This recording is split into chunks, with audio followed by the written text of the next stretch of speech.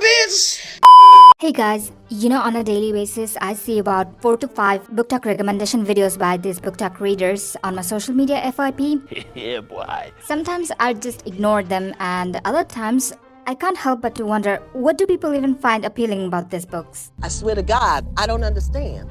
So after discussing this with my private spirit, I have decided to give these Booktok girlies a chance to convince me into reading these books as they claim. Let's see if they can turn me into a reader. Let's go. Convincing you to read these books in 10 words or less. Let's see if you do. He sticks a cucumber up her vag. He sticks a cucumber up her vag. He sticks a vacuum on her when it's on. He's her dad's boss and best friend. This book has a 20,000 word spicy scene. He tattoos her name on his Lady Gaga.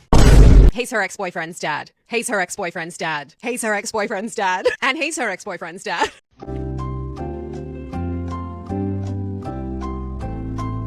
One is her stepdad, the other's her stepbrother.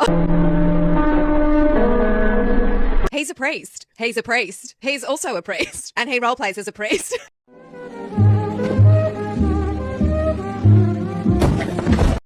Absolute bangers. Happy reading. So, was that the pitch? Huh? The convincing argument? Because to me, it felt like a shock bait. Just throw the most outrageous detail at the wall and hope that somebody reads it out of pure disbelief. Like, what exactly am I supposed to feel? Disappointment. What kind of absolute shit should you have to be in to think that vacuum cleaner suction is a romantic hook? If this is supposed to lure non-readers into reading this book, I don't think it's doing its job. It's Breeding Kink, but dark romance edition, where she betrays him and he makes her prove her loyalty to him by letting him put a baby in her. He wasn't planning on having a baby before, but once she betrayed him, he decided that it was the only thing that would make him feel like she belongs to him. How? Hold on, bro. How? Then while it starts getting spicy, he's like, keep your eyes on me while I put a baby in you. I'm so proud of you letting me put a baby in you.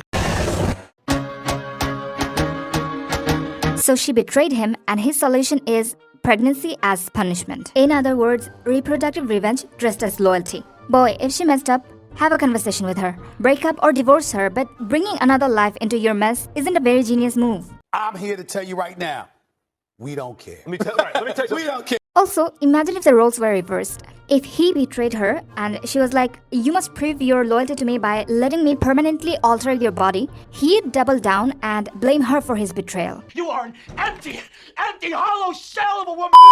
Then he stopped once more. You don't come until we're engaged. And when you do, it'll be around my fucking dick. You're welcome. Dark Corruption by Effie Campbell is the 5th book in the McGowan Mafia series. It is duet narration with Zoe Baxter and Preston Capes. Scottish Mafia men! Real men could never! Ewan McGowan owns a sex club called The Loft. Now, Cora, you have an identical twin that breaks her ankle and can no longer work at the club, but you guys need the money, so you're pretending. You're doing kind of like a parent trap on your boss. Her boss notices there's something different between you, because Ruby's like straightforward, but you are whimpering, and you're being like all flushed watching these people fuck. I can very much assure you that any normal person at any given time, witnessing strangers do a live action no pants wrestling match 2 feet away from them in the same room, would be whimpering too. Not everyone is that desensitized, you know? He decides to stalk you, and he breaks into your apartment with a mask on and into your panties, and then puts them on you while you're sleeping.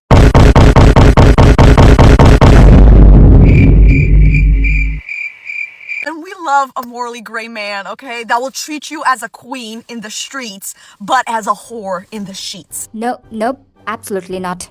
You lost me at the sex club thing. I don't care what anybody says, I have my principles and I will absolutely not support lust in any form. And don't get me started with that breaking into her apartment and doing the devil's tango in her sleep. We all know what that is. I'd rather count all the rice grains in my home for the next 5 years than to read this book. Hard pass.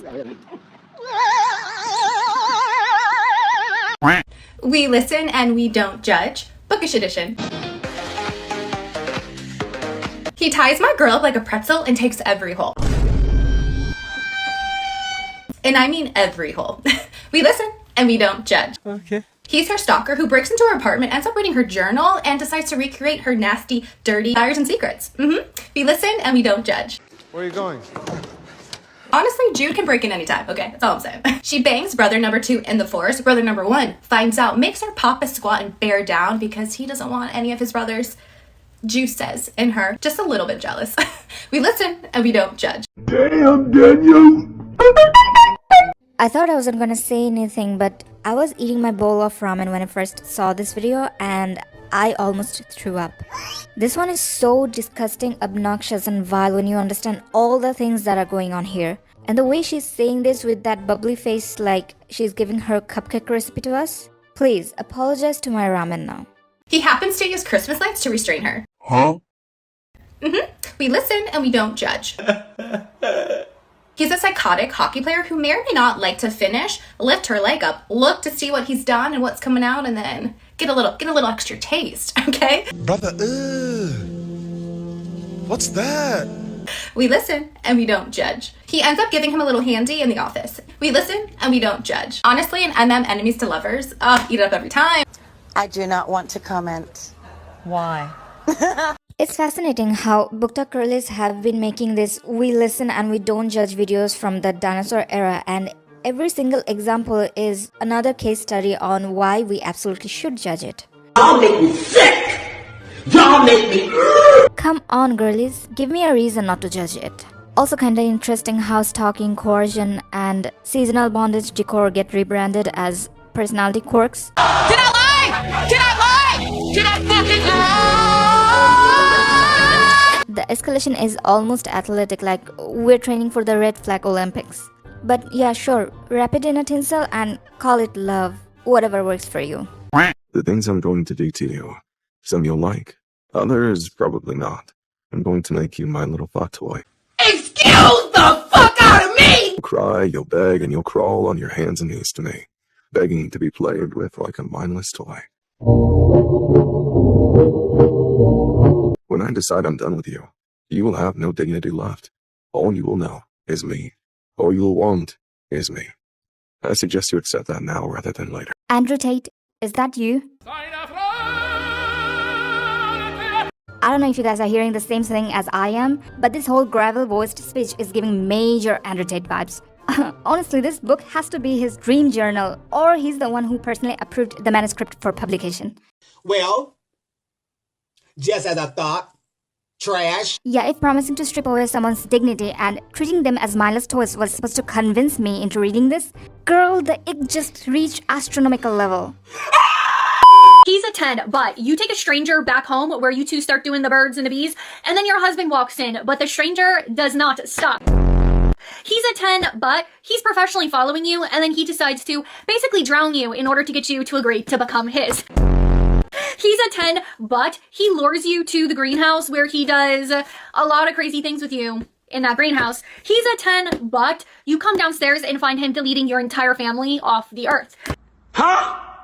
He's a 10, but he uses his own beast of darkness to basically lure you and corral you to his realm, where he then offers to save you from his beast of darkness if you agree to give him your soul. You know, this is a real life thing. It's called creating the problem to sell the solutions.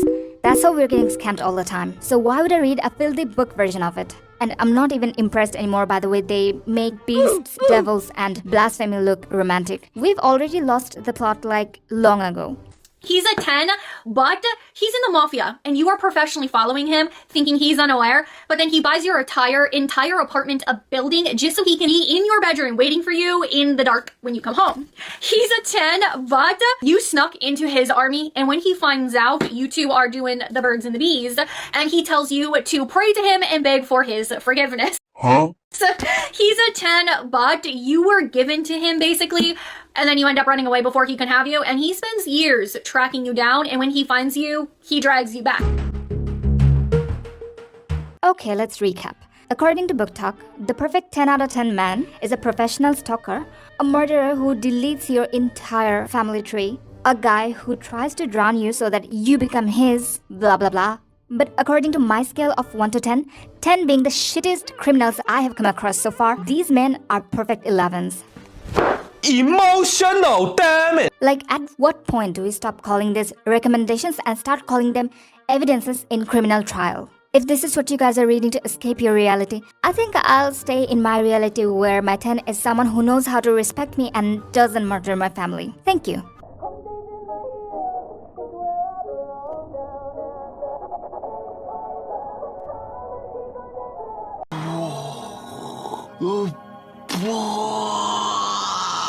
Alright, my final verdict is that these videos didn't do it for me. I'm not convinced, girlies. And look, I'm not just disapproving of this stuff blindly.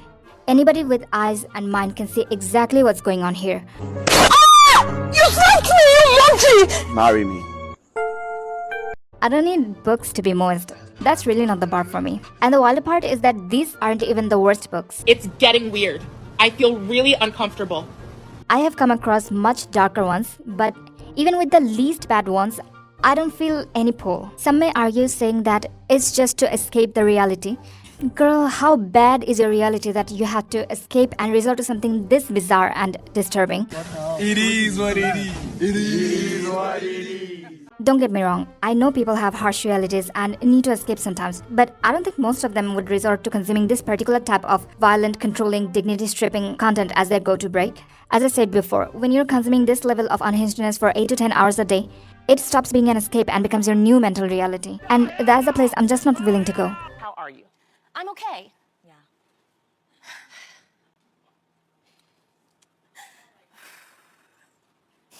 Sorry. So yeah, the pitch failed, but I'm not done with this conversation yet. I wanna ask you guys to give your thoughts and opinions on enemies to lovers and friends to lovers trip as I'm looking into it, and I'd love your nuanced discussions. I've got many more discussions to come regarding the wide variety of book talk and dark romance trips. Stick around to watch more. So excited and I'm so ready. And I know it's gonna be great because it has to be. Thank you very much for watching this video. Tell me what you guys think and I'll see you on the next one. Okay, bye!